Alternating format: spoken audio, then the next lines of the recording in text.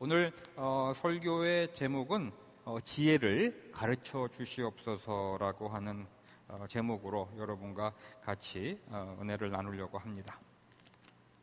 지혜를 가르쳐 주시옵소서. 누가 한 말인지 여러분들 아세요?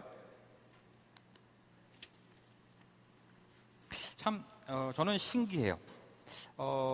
사람들이 좀 위에 있을 때, 그러니까 권력이 있을 때나 잘났을 때나 솔직히 막 성공을 해서 회사가 잘 될 때나 또 실력을 막 붙여가지고 사회에서 막 인정받고 또 돈이 생기고 또 그런 맛을 한번 들이면 우리들은 그럴 때에도 겸손해질 거라고 없을 때는 종종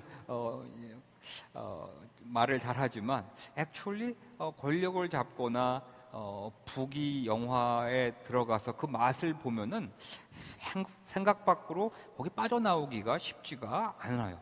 그거 정말 어렵더라고요. 학교에서 학생들도 마찬가지고 직장 생활을 하시는 분도 마찬가지고 어느 정도 자기 실력이 인정을 받게 되면 더 실력을 쌓겠다, 더 돈을 많이 벌겠다, 더 많은 권력을 가지겠다, 더 많은 네트워크를 가지겠다, 이러한 생각이 먼저 지배합니다. 그거를 저는 어떻게 우리를 지배하지 않을 거라고 말씀을 못 드리겠어요. 저도 제 생활을 보면은 그렇게 사회생활, 직장생활, 비즈니스 할 때 굉장히 생각 밖으로 그런 거에 사로잡혀서 살았어요. 거기에 어떻게 하면은 더 모아 더 많은 거를 가지면 어떨까? 더 많은 실력을 내가 구축하면 어떨까? 더 무용을 더 이쁘게 하면 어떨까? 이런 것들이 더 우리를 붙잡습니다. 그렇죠? 여러분도 그렇지 않아요? 생각 밖으로 우리가 대학교를 들어가면서 처음에 직장 생활을 하면서 어떠한 프로페셔널 세계를 들어가면서는 더욱더 겸손히 제가 주님을 따라가는 사람이 되겠습니다라고 우리가 기도도 하고 서로에게 고백도 하고 들어가지만 생각 밖으로 그 속에 들어가서 그러한 마음을 유지하면서 가기가 쉽지가 않아요. 그런 걸 보면 참 이 솔로몬은 신기한 사람이에요. 솔로몬은 신기한 사람인데 이스라엘의 임금이 됐습니다. 다윗이라고 하는 아버지 덕분일 수도 있지만 여하튼 간에 이 솔로몬은 자기가 첫 번째 아들이지도 않았지만 네 번째 아들이었던 것 같아요. 그럼에도 불구하고 다윗 그 왕이 이 솔로몬을 사랑한 것 같아. 그래서 솔로몬을 왕으로 세워줍니다. 그래서 왕이 돼요. 그리고 사람들이 솔로몬이 참 똑똑하다고 칭찬이 자자합니다. 권력도 잡았고 똑똑하다고 아주 실력 있는 왕이 세워졌다라고 사람들이 막 난리를 치고 있습니다. 그렇게 왕이 되었을 때 이 솔로몬이 하나님과 처음 만나는 어떠한 특별한 만남 속에서 기도하는 장면이 성경에 나오는데 그때 이러한 얘기를 해요. 하나님께서 솔로몬아 내가 너에게 뭐를 하나 해줄까라고 얘기하셨는데 우리는 임금이 됐다, 왕이 됐으면은 이럴 것 같아요. 제가 만약에 왕이 됐다면 이 나라를 잘 섬길 수 있는 권력과 저에게 이 백성들을 잘 먹여 살릴 수 있는 좋은 사람들과 돈들과 이런 것들을 주십시오. 그래서 이 나라를 잘 제가 섬기겠습니다. 한 이 정도까지 할 수 있을 것 같아요. 하지만 제일 먼저 요구하는 것은 더 큰 권력과 이 백성들을 잘 먹여 살릴 수 있는 돈과 또 이 백성들을 잘 섬기려면 많은 사람들이 필요하니까 예를 들어서 우리 교회 같으면 목장지기들을 많이 주십시오. 이러한 아마 기도를 했는데 이 솔로몬은 그 하나님께서 어떻게 해줄까 그랬을 때 제일 먼저 요구하는 그 대답이 참 신기해요. 하나님이 저에게 맡기신 이 백성들을 하나님의 뜻대로 섬기기 위해서 뭘 하려고 그랬죠? 지혜를 주시옵소서라고 말을 해요. 근데 그 지혜를 달라고 하는 그 솔로몬이 하나님에게는 참 이뻐 보였나 봐요. 이런 얘기를 해요. 성경에서 너는 부귀 영화도 요구하지 않고 너는 권력도 요구하지 않고 네가 미워하는 그 원수들을 죽여달라고도 부탁하지 않고 어떻게 내 마음에 딱 맞게 지혜를 달라고 하느냐. 네가 참 이쁘구나. 내가 이 모든 것을 더하여 주겠다. 그 전에도 너 같은 왕은 없고 그 이후에도 너 같은 왕은 없을 것이다 라고 말씀하시면서 지혜도 주시고 나머지 것도 또 주셨어요. 참 그런 거 보면은 그 지혜를 요구하는 이 솔로몬의 모습이 하나님에게는 참 이뻐했던 것 같아요. 저는 이 성경 말씀을 보면서 솔로몬은 어떻게 그 지혜를 구하는 지혜가 있었을까가 궁금한 거예요. 그렇잖아요. 어떻게 처음부터 누구는 태어나면서부터 이런 지혜를 하나님이 그 이뻐하실 그 지혜를 갖고 있는지, 어떤 사람은 참 그렇게 열심히 신앙생활하고 그렇게 믿음생활하고 그렇게 열심히 노력하는데 그렇게 이뻐하지 못함을 당하는지 참 이게 궁금한 거예요. 그렇죠? 이 솔로몬은 왜 처음부터 그런 지혜를 갖고 있었을까? 궁금하지 않아요, 여러분들? 나는 그게 궁금해요. 나는 과연 그런 지혜가 처음부터 있었을까가 참 궁금해요. 여러분들은 그런 지혜가 처음부터 있어요? 하나님께 지혜를 구하는 그 지혜가 있으십니까? 참 이게 아주 저는 질문이었어요. 근데 요 근래 우리 매일같이 읽는 성경 그 봉독표에 보면은 우리 잠언서를 읽고 있는데 잠언서 4장 4절에 이러한 말씀을 제가 보면서 아주 그냥 무릎을 딱 치는 일이 생겼어요. 뭐였냐면 솔로몬이 잠언서를 썼는데 솔로몬이 그 잠언서에다가 이렇게 말을 해요. 아버지가 내게 이렇게 가르치셨다. 그 아버지가 누군지 아시죠? 다윗. 자기의 아버지인, 자기의 육신의 아버지인 다윗이 나에게 이렇게 가르쳤다라고 자기의 고백을 쓴 내용이 잠언서 4장 4절에 나오는데 그 아버지 다윗이 가르친 내용이 뭐냐면은 아들아, 지혜가 으뜸이니 지혜를 얻어라. 내가 가진 모든 것을 다 바쳐서라도 지혜와 명철을 얻어라 라고 아버지가 나에게 가르치셨다라고 솔로몬은 고백을 하고 있어요. 제가 이것을 읽으면서 참 모태신앙이신 분들, 제가 종종은 못된 신앙이라고도 말을 하는데 모태신앙인 사람들 참 우리들 부러워해야 돼요. 왜냐하면 어렸을 때부터 그 부모님을 통해서 또 부모님의 목사님을 통해서 계속 이러한, 내가 그거를 따르든지 안 따르든지 내 마음에 간직해서 내가 그걸 지키든지 안 지키든지는 두 번째지만 여하튼 간에 그런 지혜의 말이 우리 안에 쌓여 있다라고 하는 것이 너무나 감사한 거구나라는 생각이 들었어요. 그래서 저는 요번에 이거를 읽으면서 물론 저도 이 지혜의 영의 성령님께서 주시는 그 지혜를 따라서 여러분들에게 말씀을 드리는 거지만 좀 더 여러분들에게 가르침을 더 열심히 해야 되겠구나 하는 아주 요번에 결심을 해요.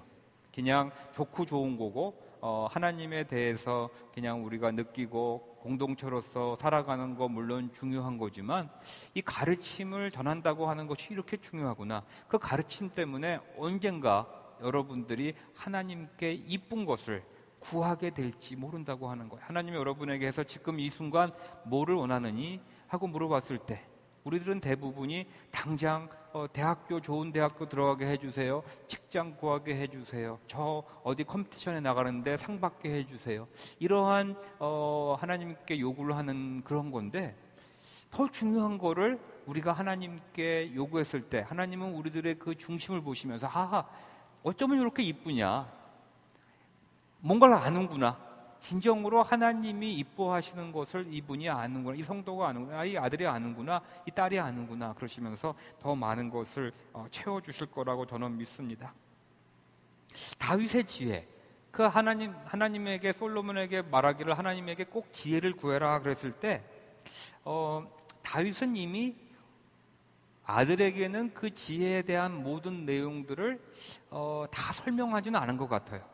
왜냐하면은 저도 아버지가 돼서 살아봐서 여태까지 막 제 딸들에게 이런 거 이렇게 해라 그래봐야 별로 소용이 없더라고요. 그거 잘 먹혀주지도 않고 제대로 되지 않아서 이 다윗이 자기가 가지고 있는 그 지혜를 솔로몬에게 다 일일이 가르쳐준 건 아닌 것 같은데 굉장히 중요한 한 가지만큼은 가르쳐준 것 같아요. 그것이 오늘 우리 시편 51편에 나옵니다.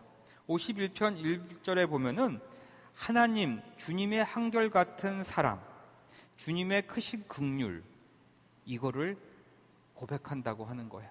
여러분들 삶 속에서 가장 큰 지혜의 근본은 하나님을 아는 것인데, 하나님은 한결같은 사랑이시고, 여러분이 어떠한 죄를 짓고 하나님으로부터 멀어지거나 여러분의 관계가 깨어지거나 여러분이 어떤 모습으로 있다 할지라도 하나님의 한결같은 사랑만큼은 변함이 없다고 하는 거예요. 우리가 종종 하나님은 나를 별로 사랑하지 않는 것 같아 라는 생각이 들 때는 아마 내 자신 때문에 그런 생각이 드는 거지 하나님이 변한 것이 아니라고 하는 것을 오늘 여러분들이 믿음으로 먼저 받아야 됩니다. 하나님은 여러분들을 한결같이 사랑해 주시는데 그 한결같은 사랑이 변함이 없다고 하는 것이 첫 번째의 그 지혜라고 하는 거고, 두 번째로는 하나님은 긍휼의 하나님이라고 하는 거예요. 여러분들에게 긍휼을 베푸시기를 좋아하시는 하나님이라고 하는 거예요. 여러분, 긍휼이 뭐죠? 자비고 여러분들에게 뭔가를 더 좋은 것을 주시고자 안달하시는 하나님이라고 하는 것을 여러분들이 여러분의 지혜로 삼아야 할 것입니다. 그리고 두 번째 이 다윗의 그 지혜를 보니까 오늘 51편, 시편 51편의 5절을 보니까 이런 말씀이 있어요. 실로 나는 죄 중에 태어났고 어머니 태 속에서 있을 때부터 죄인이었다라는 고백을 합니다. 참 뻔뻔하죠? 이게 솔직히 이 시편 51편이 어떤 시인지 여러분들 아시죠? 다윗이 밧세바를 겁탈하고 그 밧세바의 남편 우리아를 죽이고 나서 타살을 시키고 나서 쓴, 자기가 자기의 죄를 자복한다고 하면서 쓴 글이에요. 근데 그 글에서 하는 말이 실로 나는 죄 중에 태어났고 어머니 태 속에 있을 때부터 죄인이었습니다. 다르게 말하면 하나님이 저를 이렇게 태어나게 했으니 이렇게 죄 지은 거 아닙니까? 라고 뻔뻔하게 나서는 거예요. 아주 뻔뻔하지 않아요? 우리 세상의 눈으로 보면은 굉장히 못된 놈이에요. 죄를 짓고 나서 죄 졌으면은 정말 말도 못하고 무릎 꿇고 정말 티끌을 머리에 얹고 잘못했습니다고 정말 한 번만 봐주세요. 다시는 안 할게요. 이렇게 죄를 용서받기를 바라야 되는데 다윗은 그러지 않고 나는 죄 중에 태어났습니다. 태 속에서부터 죄인이었습니다라고 말을 하는 것이 하나님에게는 그것이 죄를 자기가 용서를 비는 것이라고 하나님은 느낀다고 하는 거예요. 자, 생각해 보세요. 우리들은 인간적으로 사회적으로 보면은 무릎 꿇고 저 잘못했어요. 다시는 안 그럴게요 하는 것이 좋은 모습인 것 같죠? 그렇죠? 근데 하나님 입장에서는 얘는 뻔히 또 잘못된 죄를 또 지을 텐데 죄 중에 태어난 놈이 자기가 무슨 힘이 있다고 다시는 죄를 안 짓겠다라고 그렇게 거짓말을 하는지 하나님 눈에는 그 모습이 너무나 가증스럽다고 하는 거예요. 이 다윗의 이 모습이 진정한 회개하는 모습이라고 하는 것이 오늘 다윗이 우리에게 가르쳐주는 지혜예요. 우리는 죄 중에 태어났습니다. 나는 태 속에서부터 우리 나림이도 미안하지만 죄 중에서 태어났고 엄마의 태 속부터 죄인이었다라고 하는 것입니다. 그렇기 때문에 우리는 나림이를 유아 세례를 주는 이유가 그 이유예요. 어린 아이도 죄 중에서 태어났기 때문에 유아 세례를 통하여서 그 죄를 예수님의 그 보혈의 피로 용서받게 하는 것이 바로 유아 세례의 모습입니다. 그러면서 나는 죄 중에 태어났고 정말 죄인이었는데 6절 말씀에 마음속에 진실을 기뻐하시는 주님, 나의 마음에 진실을 기뻐하시는 주님, 제 마음 깊은 곳에 뭐라고 말하는지 알아요? 주님의 지혜를 가르쳐 주십시오라고 다윗이 기도합니다. 저는 죄인이에요. 저는 살인죄를 졌고 한 여인을 또 남편으로서 뺏어섰고 겁탈을 했고 저는 태어날 때 죄인입니다. 제 마음속 깊은 곳에 하나님께서 지혜를 가르쳐 주십시오. 10절을 보세요. 오 하나님, 내 마음속에 내 속에 깨끗한 마음을 창조해 주시고 내 속에 견고한 심령으로 새롭게 하여 주시옵소서.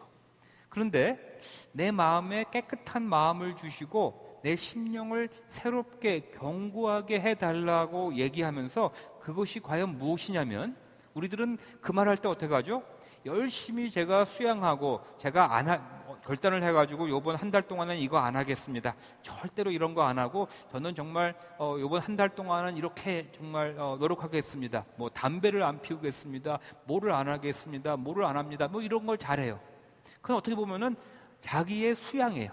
수양을 하겠다라고 하는 말인데 하나님 눈에서 보면은 아무리 수양을 해도 너는 못 미칠 텐데 왜 자꾸만 그 안 되는 방법을 가지고 노력하고 또 하다가 실패하고 나는 안 되는 사람인가 보다, 하나님은 나를 사랑하지 않는 사람인가 보다, 하나님은 나에게 은혜를 베푸지 않으시는 분인가 보다, 이러한 질문 속으로 들어가는지 하나님은 답답하다 하시는 거예요. 근데 다윗은 그걸 알았어요. 뭐라고 하시냐면은 하나님, 자기가 뭘 안 하겠다는 말을 하지 않아요. 자기가 뭘 수양하겠다는 말을 하지 않고 하나님이 내 마음을 어떻게 해요? 새롭게 창조하여 주시고 나의 속에 견고한 심령으로 새롭게 하여 주십시오라고 말하면서 그 다음에 하는 말을 뭐냐면은 11절에 오늘의 주제입니다. 주님의 성령을 나에게서 거두어 가지 마십시오라고 고백을 합니다. 주님의 성령을 나에게서 거두어 가지 마십시오라고 오늘 고백을 합니다. 그것이 지혜예요. 우리들은 항상 내가 잘못했기 때문에 하나님 제 잘못했어요. 저 더 좋은 사람이 될게요. 하나님 저 노력을 해가지고 또 수양할게요. 하나님 저 다시는 안 그러고 더 좋은 사람 되겠습니다. 라는 그 모드 속에서 빠져나오질 못해요. 그것이 어떻게 인간적으로 보면 참 아름다운 모습인데 어떻게 보면은 안 되는 것을 자꾸만 노력하는 모습, 하나님 눈에는 너무나 안쓰럽고 답답하대요. 안 되는 걸 가지고 계속하려고 하니까 주님의 은혜를 붙잡고 주님만이 우리를 새롭게 해주시는 하나님임을 인정하고 하나님이 나의 마음을 새롭게 창조해 주시고 내 속에 심령을 견고케 하여 주시고 내 안에 영으로 하나님의 성령으로 어노인팅 해 주시기를 우리가 간구할 때 우리는 비록 못하지만 하나님께서 우리 안에서 역사하신다라고 하는 것이죠. 오늘 잠언서를 보니까 잠언서 1장 22절을 한번 보겠어요. 잠언서 1장 22절을 보면은 다윗의 아버지의 지혜에 대해서 이런 중요한 거를 받은 그 솔로몬이 이제 또 고백하는 내용이에요. 솔로몬이 고백하는 내용이 뭐냐면은 우리 1장 22절에 이러한 말을 하고 있어요. 어수룩한 사람들아, 언제까지 어수룩한 것을 좋아하려느냐, 이렇게 얘기하고 있어요.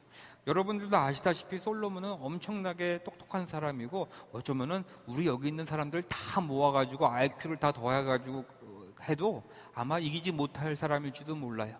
우리가 정말 생각지도 못하는 부와 그 영화를 다 가진 사람이고 우리가 생각지도 못하는 사업도 하신 분이고 여러 가지 훌륭한 건축도 그 시대에 그 다윗의 지은 성전을 보세요.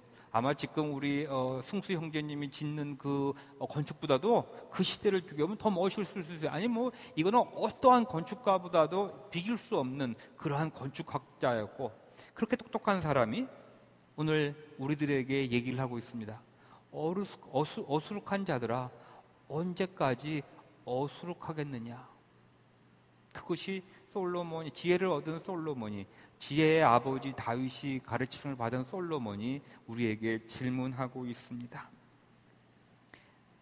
신앙의 믿음의 여정길에 우리가 걸어가면서 우리가 언제까지 어수룩하게 살려고 하느냐, 우리가 언제까지 너 자신을 의지하고 마치 네가 너의 문제를 해결할 수 있고 마치 우리가 의인인 양 살아가겠느냐라는 질문을 하고 있습니다. 오늘 잠언서 3장을 보니까 이러한 충고를 우리에게 주고 있습니다. 아이들아 그랬는데 아마 여러분들의 이름을 하나씩 집어넣었으면 좋겠습니다. 3장 1절입니다.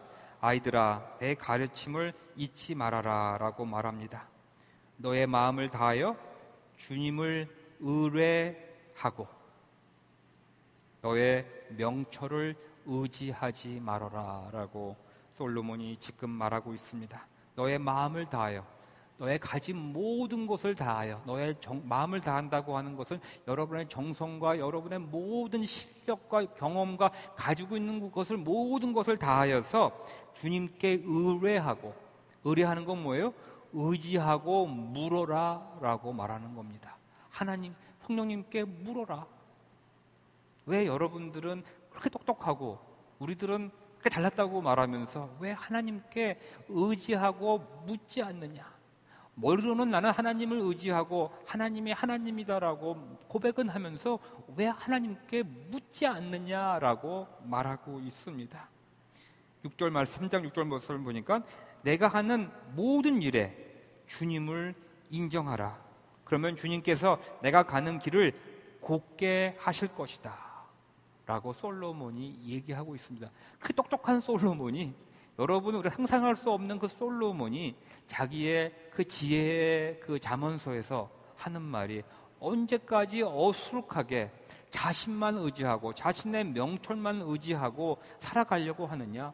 왜 머리로는 하나님이라고 부르면서, 왜 머리로는 매일같이 나는 크리스찬이라고 말을 하면서 왜 하나님께 매일매일 의뢰하지 않느냐? 왜 애석하지 않느냐? 하나님은 긍휼이 많으신 하나님이시기 때문에 우리가 물으면 답하시고 우리를 도와주실 텐데 왜 의지하지 않고 아뢰지 않고 왜 그냥 혼자 자신의 명철을 의지해서 살려고 하느냐? 하나님의 모든 일에 주님을 인정하면 주님께서 내가 가는 길을 곧게 하실 것이다 라고 말하고 있습니다. 오늘 이것이 다윗이 우리에게 전해주는 찢겨진 심령의 가장 근본인 내용이에요. 모든 일을 주님을 인정하고 내가 나의 명철을 의지해서 내 자신을 변화시키려고 내가 노력하는 것이 아니라, 우리를 변화시키는 분은 누구예요? 우리 안에 새로운 마음을 창조하시고 우리에게 경건한 심령을 세워주시는 분은 하나님이시지 내가 아니라고 하는 것을 기억하고, 내가 내 스스로를 좀 더 라이티어스한 펄슨으로 만들려고 노력하는 그 노력 대신에, 물론 그것도 우리 인간적인 눈으로 보면 이쁜 거예요. 그렇죠? 그것도 이쁜 거예요. 하지만 한 발자국 더 나가서 하나님께 모든 것을, 주님을 인정하면서 하나님께 여쭙고 하나님이 알려주시는 그것을 듣고 마음속에 간직하고, 하나님께서 들려주신 그 음성을 마음속에 간직하고 그것을 지키시는 여러분이 되시기를 축복합니다. 그럴 때 여러분의 길을 곧게 펼쳐주실 것을 믿습니다. 기도하시겠습니다.